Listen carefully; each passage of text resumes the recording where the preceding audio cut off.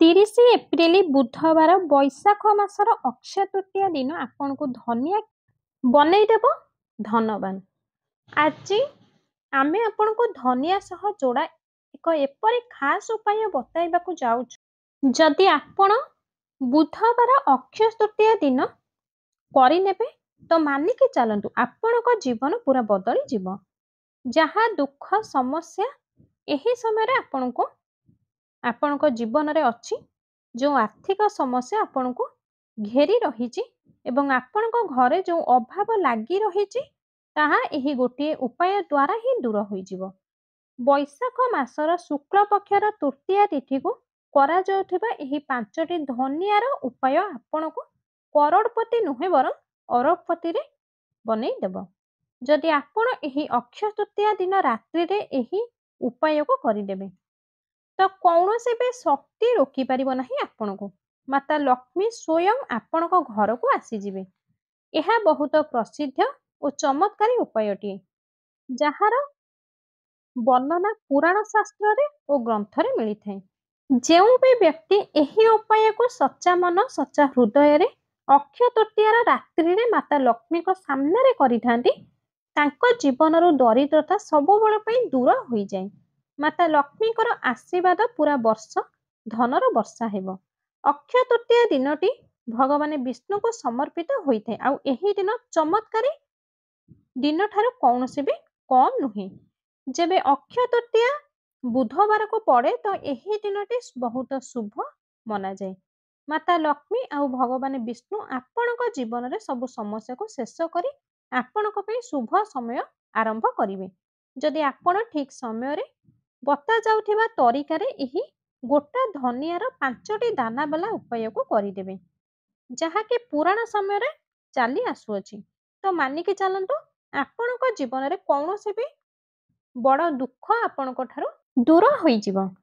धनिया को धनर प्रतीक मना जाए आ बुधवार दिन भगवान गणेश को समर्पित दिनटी अटे। आ भगवान गणेश को धनिया अधिक प्रिय होइथाय। खास एही कारणरू एही दिनर महत्व आहुरी भी बढ़ी जाइथाय। आपणकर जहाँ भी उइस थाए चाकरी हेउ व्यापार हेउ स्वास्थ्य संबंधित समस्या थाए तो एही उपाय को आपण को साहा हेबो। जदि आपण लंबा समय रे संघर्ष करी आसुचंती तो एही उपाय करि सारिबा परे आपणक जीवन रे धन आसीबार रास्ता खोली जिवो। आपण को आउ कौनसी भी समस्यार सामना करबा को पड़िबो नाही। तो एथिपाई दर्शक बंधु एही उपाय को आपण जरूर करनियंतु। तेबे चलंतु उपायटी जानिबा किंतु ता पूर्वरु माता लक्ष्मीकर जे भी भक्त थिबे एही वीडियो गोटे लाइक निहाती करिवे एवं चैनल को सब्सक्राइब करी कमेंट बॉक्स रे जय लक्ष्मी जय गणेश जरूर लिखिबे जहा द्वारा माता लक्ष्मीकर कृपा आपणकर समस्त उपरे बनी रहिबो। शास्त्र अनुसार जदि आपण अक्षय तृतीया दिन बुधवार को पड़ी जाए तो यह बहुत दुर्लभ जोग होइथाय। यही परे संजोग अनेक वर्ष परे मात्र गोटिए थर आसी थाए आउ एही दिन अनेक शुभ जोग बनुअछि जेपरि कि लक्ष्मी जोग कुबेर जोग और गजकेसरी जोग। खास एथिपाई एही दिन अत्यंत खास होइथाय आउ एही दिन को गणेशंकर और भगवान को तिथि मना जाए। एही 5टी धनियार उपाय ना केवल धन प्राप्ति पाई उपाय ताहा नुहे बरं एही उपायटी करजर मुक्ति पाइबा पाई एवं आपणक घरे शांति बजाय रखिबा पाई बहुत लाभकारी होइथाय। जदि आपण एही उपाय को ठीक समय रे ठीक विधि रे करि देबे तो यह तुरंत चमत्कार देखाई थाए एवं आपणक जीवन रे तुरंत सुख रे भरी देई थाए।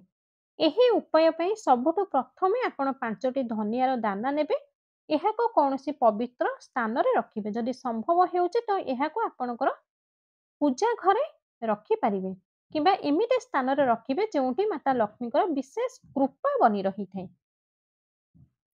सेठी रखिबा द्वारा धनिया को सही धनिया आहुरी प्रभावशाली होई जाई थाए। धनियार दाना को नहीं माता लक्ष्मी को चरण रे आपण रखी देबे एवं आपणकर जहाँ भी मनस्कामना अच्छे ताहा को माता लक्ष्मी को सामने रे कही देबे एवं सही धनिया को आनी बहुथिबा जल रे भसाई देबे। କିମ୍ବା ସେହି ଧନିଆକୁ ଆଣି ଓସ୍ତ ଗଛ ତଳେ ରଖିଦେବେ। ଏହା କରିବା ଦ୍ୱାରା ଧନର ସମସ୍ୟା ଦୂର ହୋଇଯାଏ ଆଉ ଜୀବନରେ ପଇସା ଆସିବାର ନୂଆ ନୂଆ ରାସ୍ତା ଖୋଲିଥାଏ। ଏହି ଉପାୟକୁ କରିବା ପାଇଁ ଠିକ୍ ସମୟର ଧ୍ୟାନ ରଖିବା ବହୁତ ଜରୁରୀ ଅଟେ। ଅକ୍ଷୟ ତୃତୀୟା ଦିନ ଏହି ଉପାୟ ସବୁଠୁ ଭଲ ସମୟ ହେଉଛି ସନ୍ଧ୍ୟା ସମୟ, ମାନେ ପ୍ରଦୋଷ କାଳରେ ଏହି ଉପାୟଟି କରାଯାଏ, ଯାହା ସନ୍ଧ୍ୟା 6ଟାରୁ ରାତି 8ଟା ପର୍ଯ୍ୟନ୍ତ ରହିବ। ଏହି ସମୟରେ କରାଯାଉଥିବା ଉପାୟ ଜଲ୍ଦି ହିଁ ପ୍ରଭାବ ପକାଇଥାଏ। ଯଦି କୌଣସି ବ୍ୟକ୍ତି ଆର୍ଥିକ ସମସ୍ୟାରେ ଘାଣ୍ଟି ହେଉଛନ୍ତି, ତ ଏହି ଉପାୟକୁ ସେହି ବ୍ୟକ୍ତିଙ୍କର ଆମଦାନୀକୁ ବଢ଼ାଇଥାଏ। ବେପାରରେ ଯଦି କ୍ଷତି ଚାଲୁଥାଏ କିମ୍ବା ଚାକିରିରେ ପ୍ରମୋସନ ମିଳୁନାହିଁ, ତ ଏହି ଉପାୟ ସେହି ରୋକି ହେଉଥିବା ବାଧାକୁ ଦୂର କରିବାରେ ସାହାଯ୍ୟ କରିଥାଏ। ଯଦି କୌଣସି ବ୍ୟକ୍ତିଙ୍କ କୁଣ୍ଡଳୀରେ ବାସ୍ତୁ ଦୋଷ କିମ୍ବା ମଙ୍ଗଳର ପ୍ରଭାବ ପଡ଼ିଥାଏ, ତ ଏହି ଉପାୟ ତାଠୁ ବି ମୁକ୍ତି ଦେଇଥାଏ। ଯିଏ ବି କରଜରେ ବୁଡ଼ି ରହିଛନ୍ତି, ସେହି କରଜରୁ ମୁକ୍ତି ଚାହାନ୍ତି, ତ ମାତ୍ର ଗୋଟିଏ ଥର ଏହି ଉପାୟକୁ ପୁରା ଶ୍ରଦ୍ଧାର ସହ କରିବା ଦ୍ୱାରା ବହୁତ ଜଲ୍ଦି ହିଁ ଭଲ ପରିଣାମ ମିଳିଥାଏ। ଏହି ଦିନଟି ମାତା ଲକ୍ଷ୍ମୀଙ୍କୁ ବହୁତ ପ୍ରିୟ ହୋଇଥାଏ। ଏଥିପାଇଁ ଏହି ଦିନ ମାତା ଲକ୍ଷ୍ମୀଙ୍କ ଆଶୀର୍ବାଦ ପାଇବା ପାଇଁ ଏହି ଉପାୟଟି ବହୁତ ଚମତ୍କାରୀ ହୋଇଥାଏ। କୁହାଯାଏ କି ଯଦି ଶ୍ରଦ୍ଧା ଓ ବିଶ୍ୱାସର ସହ ମାତା ଲକ୍ଷ୍ମୀଙ୍କର ପୂଜା କରାଯାଏ ଆଉ ଏହି ଉପାୟ କରାଯାଏ, ତ ଜୀବନରେ କେବେ ବି ଧନର କମି ରହିନଥାଏ। ଉପାୟ କରିବା ସମୟରେ କିଛି କଥାର ଧ୍ୟାନ ରଖିବା ଜରୁରୀ ହୋଇଥାଏ, ଯେପରିକି ଏହି ଦିନ ମାଂସ, ମଦ, ପିଆଜ ରସୁଣ ଖାଇବା ଉଚିତ ନୁହେଁ, କାହିଁକି ନା ଏହା ଦ୍ୱାରା ନକାରାତ୍ମକ ଊର୍ଜା ବଢ଼ିଥାଏ ଏବଂ ଉପାୟର ପୁରା ଲାଭ ମିଳିନଥାଏ। କିଛି ଲୋକ ଏହି କଥାକୁ ନଜରଅନ୍ଦାଜ କରିଥାନ୍ତି, ସେଥିପାଇଁ ତାଙ୍କୁ ପୁରା ବର୍ଷ ଲଢ଼ାଇ ଝଗଡ଼ା, କରଜ ସମସ୍ୟା, ଧନର ହାନି ଭୋଗିବାକୁ ପଡ଼ିଥାଏ। ତେବେ ଚାଲନ୍ତୁ ଆଉ ଗୋଟିଏ ଉପାୟଟି ଜାଣିବା। ସବୁଠୁ ପ୍ରଥମେ ଅକ୍ଷୟ ତୃତୀୟା ଦିନ ଶୁଦ୍ଧ କପଡ଼ା ପିନ୍ଧିବେ, ଆପଣଙ୍କର ପୂଜା ଘରେ ମାତା ଲକ୍ଷ୍ମୀଙ୍କ ସାମ୍ନାରେ ବସି ପଡ଼ିବେ ଏବଂ ପ୍ରାର୍ଥନା କରିବେ କି ମୋ ଜୀବନରେ ସ୍ଥାୟୀ ଧନର ବାସ ହେଉ। ତାପରେ ଗୋଟିଏ ହଳଦିଆ ରଙ୍ଗର କପଡ଼ା ନେବେ, ସେହି କପଡ଼ାରେ ଅଳ୍ପ ଗୋଟା ଧନିଆ ନେଇ ସେହି ହଳଦିଆ କପଡ଼ାରେ ରଖି ସେହି କପଡ଼ାକୁ ବାନ୍ଧିଦେବେ, ଗୋଟିଏ ଛୋଟିଆ ପୋଟଳଟିଏ ବନାଇଦେବେ। ସେହି ପୋଟଳୀକୁ ଆପଣ ଆପଣଙ୍କର ଟ୍ରେଜରୀ, ଲକର ବା ଧନ ରଖୁଥିବା ଜାଗା କିମ୍ବା ଆପଣଙ୍କର ପର୍ସରେ ରଖିଦେବେ। ଧନିଆକୁ ହଳଦିଆ କପଡ଼ାରେ ଟ୍ରେଜରୀରେ ଯେବେ ରଖାଇବେ, ତ ଏହା ସଂକେତ ଦେଇଥାଏ ଧନର ଲଗାତାର ବୃଦ୍ଧି ହେବ। ପୋଟଳୀ ବନାଇବା ସମୟରେ ମନେ ମନେ ଓମ୍ ଶ୍ରୀ ମହାଲକ୍ଷ୍ମୀ ନମଃ ମନ୍ତ୍ରକୁ ଜପ କରିବେ। ଏହା ଦ୍ୱାରା ମାତା ଲକ୍ଷ୍ମୀଙ୍କର କୃପା ବନି ରହିଥାଏ। ଆଉ ଗୋଟିଏ ଉପାୟ ହେଉଛି ଧନିଆକୁ ବହୁଥିବା ନଦୀରେ ଭସାଇବା ଦ୍ୱାରା ଯଦି ଆପଣଙ୍କର ଧନ ହାନି ହେଉଅଛି, ପଇସା ଆସିଥାଏ କିନ୍ତୁ ସେଇ ପଇସା ଆପଣଙ୍କ ପାଖରେ ରହିନଥାଏ କିମ୍ବା ପୁରୁଣା କରଜ ଆପଣଙ୍କ ପିଛା ଛାଡୁନଥାଏ, ତ ଏହି ଉପାୟ ବହୁତ ଉପଯୋଗୀ ଅଟେ। ଏହି ଉପାୟକୁ କରିବା ପାଇଁ ଅକ୍ଷୟ ତୃତୀୟା ଦିନ କିଛି ଧନିଆର ମଞ୍ଜି ନେବେ, ଗୋଟିଏ ସଫାସୁତୁରା ବସ୍ତ୍ରରେ ବାନ୍ଧିଦେବେ, ସେହି ପୋଟଳୀକୁ କୌଣସି ଗୋଟିଏ ବହୁଥିବା ନଦୀ କିମ୍ବା ଜଳଧାରାକୁ ନେଇଯିବେ। ଓମ୍ ଶ୍ରୀ ହଂ କ୍ଲିଂ ମହାଲକ୍ଷ୍ମୀ ନମଃ ମନ୍ତ୍ରକୁ ଜପ କରି କରି ଜଳରେ ପ୍ରବାହିତ କରିବେ। ବହୁଥିବା ଜଳ ଜୀବନରେ ନକାରାତ୍ମକତା ଓ ରୋକି ହେଉଥିବା ବାଧାବିଘ୍ନକୁ ଦୂର କରିଥାଏ। ଯେବେ ଆପଣ ଧନିଆକୁ ମନ୍ତ୍ର ସହିତ ପ୍ରଭାବିତ କରିବେ, ତ ଆପଣ ଆପଣଙ୍କର ଆର୍ଥିକ ସମସ୍ୟାକୁ ଦୂର କରିପାରିବେ। ଆଉ ଗୋଟିଏ ଉପାୟ ହେଉଛି ଅକ୍ଷୟ ତୃତୀୟା ଦିନ ବୁଧବାରକୁ ପଡୁଥିବେ ହେତୁ ଆପଣ ଧନିଆର ଗୁଡ଼ ମିଶାଇ ଗାଈକୁ ଖୁଆଇ ଦିଅନ୍ତୁ। ଏହି ଉପାୟଟି ବହୁତ ସହଜ ଓ ଶୁଭ ମନାଯାଏ। ଯଦି ଆପଣଙ୍କ ଜୀବନରେ ଗରିବୀ କିମ୍ବା ଆର୍ଥିକ ଅଭାବ ଥାଏ, ତ ଏହି ଉପାୟ ବହୁତ ସାହାଯ୍ୟ କରିଥାଏ। ଏଥିପାଇଁ ଆପଣ ଅଳ୍ପ ଗୁଡ଼ ନେବେ, ତ ଗୋଟିଏ ମୁଠି ଧନିଆ ମିଶାଇ ସେହି ଗୁଡ଼ ଓ ଧନିଆକୁ ଗୋଟେ ଲଡ଼ୁ କରି ବନାଇଦେବେ। ସନ୍ଧ୍ୟାରେ ସେହି ଲଡ଼ୁକୁ ଶ୍ରଦ୍ଧାର ସହ ଗାଈକୁ ଖୁଆଇଦେବେ ଓ ସେହି ଗାଈର ଚରଣକୁ ସ୍ପର୍ଶ କରିବେ, ଗାଈର ଆଶୀର୍ବାଦ ନେବେ।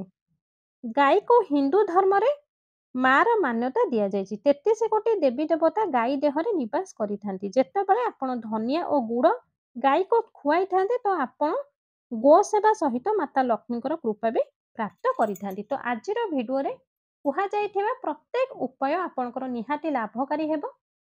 ବିଶ୍ୱାସର ସହ ଆଜିର ଦିନରେ ଅକ୍ଷୟ ତୃତୀୟା ଦିନର ସନ୍ଧ୍ୟାରେ ଏହି ସବୁ ଉପାୟ ଗୁଡ଼ିକୁ ନିହାତି ଆପଣମାନେ କରନ୍ତୁ। ତ ଆଶା କରୁଛି ଆଜିର ଭିଡ଼ିଓଟି ନିହାତି ଭାବରେ ଆପଣଙ୍କୁ ପସନ୍ଦ ଆସିଥିବ। ଯଦି ଭିଡ଼ିଓଟି ଆପଣଙ୍କୁ ପସନ୍ଦ ଆସିଥାଏ ତେବେ ଭିଡ଼ିଓଟିକୁ ଗୋଟେ ଲାଇକ୍ କରିବେ, ଭିଡ଼ିଓଟିକୁ ଅଧିକରୁ ଅଧିକ ମାତ୍ରାରେ ସେୟାର କରିବେ।